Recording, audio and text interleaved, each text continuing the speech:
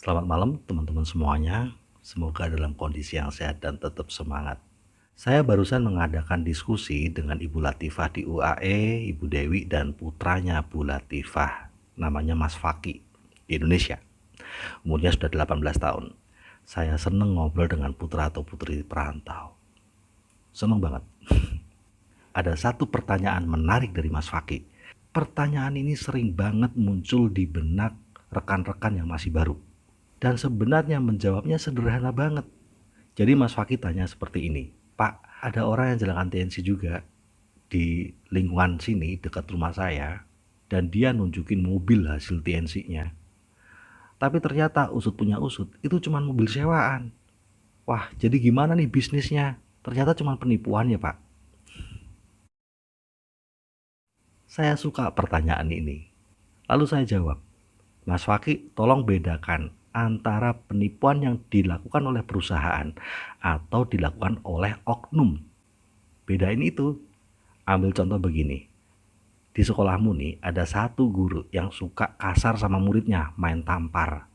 Pertanyaannya, apakah lalu sekolahmu yang salah? Sementara guru-guru yang lain bersikap sopan.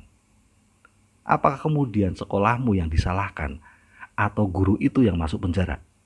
Sekolahmu salah. Jika semua guru main kasar sama murid, suka nampar, ya berarti itu sekolahnya salah. Tapi kalau hanya satu guru saja yang lakuin hal itu, sekolahmu baik-baik saja. Guru itu yang harus masuk penjara. Jadi bedakan antara institusinya dengan pelakunya. Saya tidak menyangkal jika ada beberapa member TNC yang suka nipu, suka bohong. Mereka ngomongin mobil ini hasil TNC, padahal cuma nyewa. Mereka nunjukin rumah mewah, katanya hasil dari TNC, padahal cuma nyewa juga. Atau juga ada member TNC yang ngelariin duit downline-nya. Pertanyaannya, apakah itu memang kebijaksanaan dari perusahaan meminta para leaders untuk nipu-nipu masyarakat, atau itu inisiatif dari oknumnya? Perusahaan TNC adalah perusahaan yang resmi, diresmikan oleh pemerintah, dapat sertifikat syariah dari MUI. Karena apa? Kebijaksanaannya yang tidak merugikan masyarakat. Nah, jika ada pelaku-pelakunya yang curang atau suka nipu, bukan karena tensinya. Jadi saya nggak pernah terganggu dengan itu. Karena di semua perusahaan, semua institusi apapun, selalu ada oknum-oknum seperti itu. Tapi kan itu bukan institusi atau perusahaannya. Ya perusahaannya baik-baik saja. Sama seperti tadi kasus guru yang suka nampar, sekolahnya mah baik-baik aja. Guru itu oknumnya. Dan saya tambahkan lagi, satu prinsip di Team Winners yang menjadi prinsip saya juga. Kalau kita pakai prinsip ini, ngeri-ngeri sedap teman-teman. Prinsip itu adalah untuk mencegah terjadinya penipuan. Yaitu apa? Catat ya.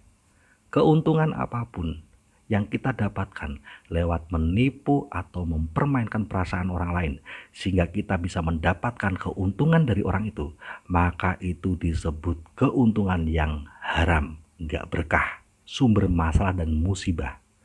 Sehingga jika kita menggunakan keuntungan itu, terutama buat keluarga kita, maka ya keluarga kita bisa menerima musibahnya. Istilahnya jadi tumbalnya. Saya katakan tadi sama Mas Faki, saya punya 2 anak, putra dan putri. Saya punya istri, saya punya orang tua. Nah, hidup saya cuma dari tensi.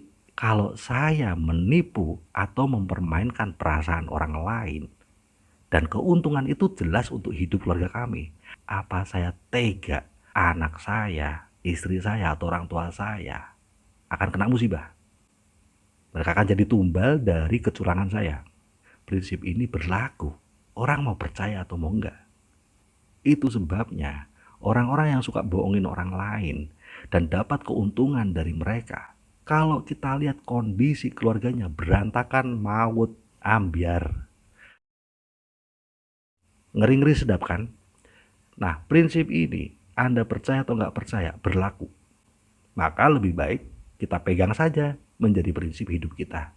Sehingga kita kalau mau menipu atau mempermainkan perasaan orang lain untuk keuntungan kita, mikir 1000 kali sebelum melakukannya. Karena tumbalnya selalu keluarga. Nah, apalagi ini di bulan Ramadan. Seharusnya hal seperti ini lebih peka kita rasakan, dan kita lebih bisa memaknainya. Ini bagian dari ibadah loh, ini bagian dari puasa. Tapi ini juga sebuah prinsip kehidupan, agar bisa happy, sehat, sejahtera, dan berlangsung jangka panjang. Semoga bermanfaat, sukses selalu, Go Royal for Freedom.